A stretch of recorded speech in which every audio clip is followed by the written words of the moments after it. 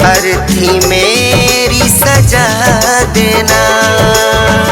कुशीनरा की मिट्टी में लाश मेरी दफना देना।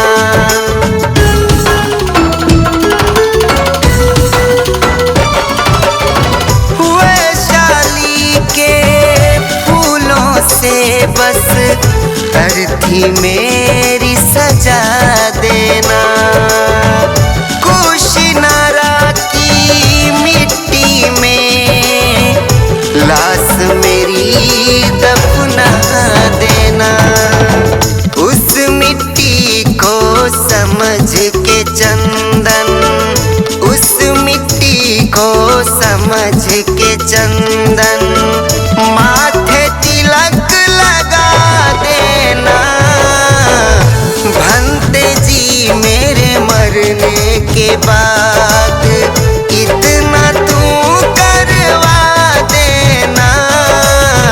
भंते जी मेरे मरने के बाद।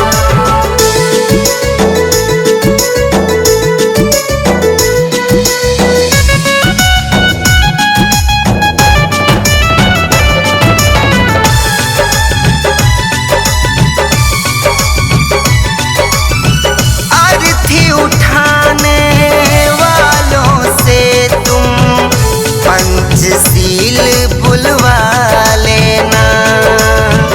रोहिणी नदी के पानी से घाव मेरे धुलवा देना।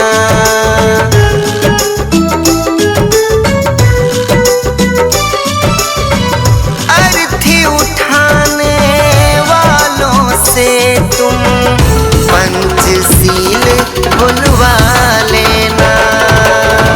रोहिणी नदी के पानी से घाव मेरे धुलवा देना। मेरे मुख में समझ के अमृत, मेरे मुख में समझ के अमृत पानी थोड़ा टपका देना। भंते जी मेरे मरने के बाद इतना तू करवा देना। भंते जी मेरे मरने के बाद।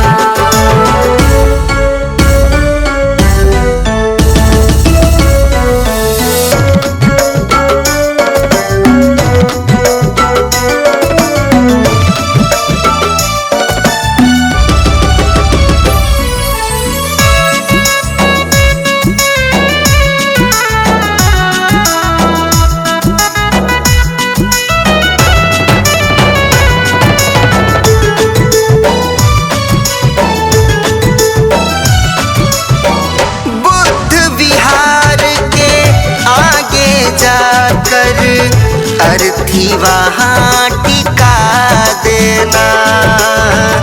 मेरे मुख से हटा के चादर मेरी शक्ल दिखा देना।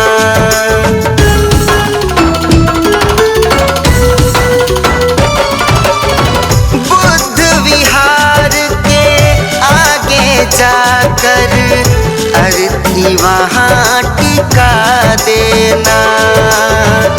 मेरे मुख से हटा के चादर मेरी शक्ल दिखा देना। मेरी अर्थी से फूल उठाकर, मेरी अर्थी से फूल उठाकर बुद्ध के चरण चढ़ा देना। भंते जी मेरे मरने के बाद इतना तू करवा देना। भंते जी मेरे मरने के बाद।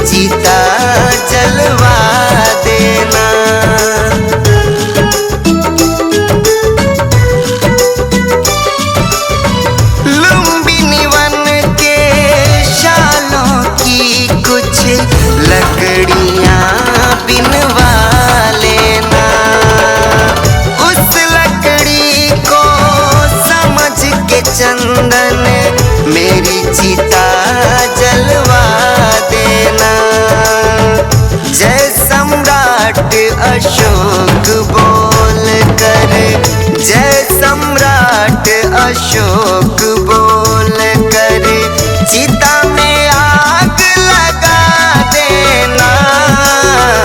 भंते जी मेरे मरने के बाद इतना तू करवा देना। भंते जी मेरे मरने के बाद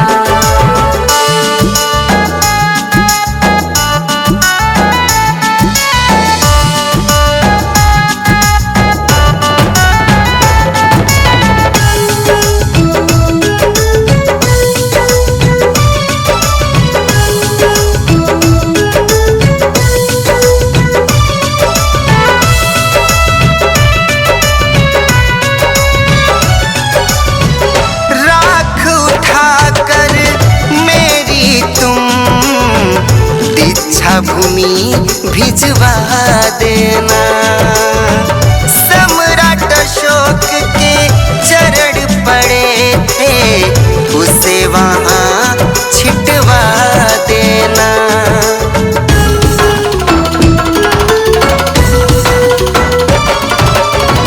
राख उठाकर मेरी तुम दीक्षा भूमि भिजवा देना। सम्राट अशोक के चरण पड़े थे, उसे वहाँ छिटवा देना। भीम मूर्ति के चरणों में, भीम मूर्ति के चरणों में थोड़ी राख छुआ देना। भंते जी मेरे मरने के बाद इतना तू करवा देना। भंते जी मेरे मरने के बाद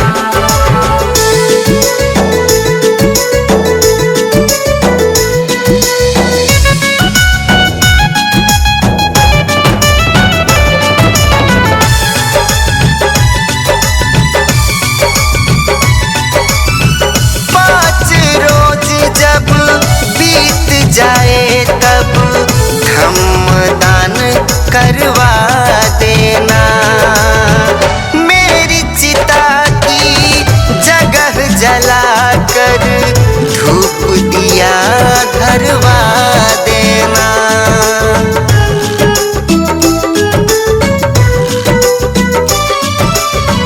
पाँच रोज जब बीत जाए तब धम्मदान करवा देना। मेरी चिता की जगह जलाकर धूप दिया धरवा देना। मेरी चिता जले मर घट पर जहाँ, मेरी चिता जले मर घट पर वहाँ बोधि वृक्ष लगा देना। भंते जी मेरे मरने के बाद इतना तू करवा देना। भंते जी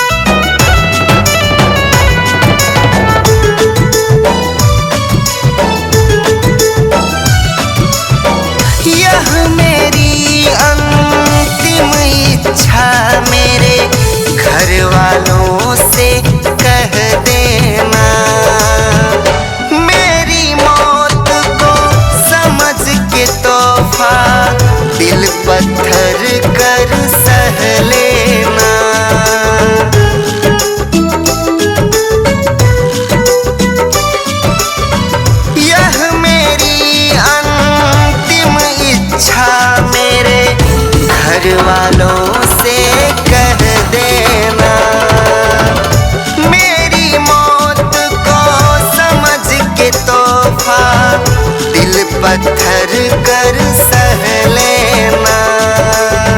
गा के केदार जी कथा जहाँ में, गा के सुभाष कथा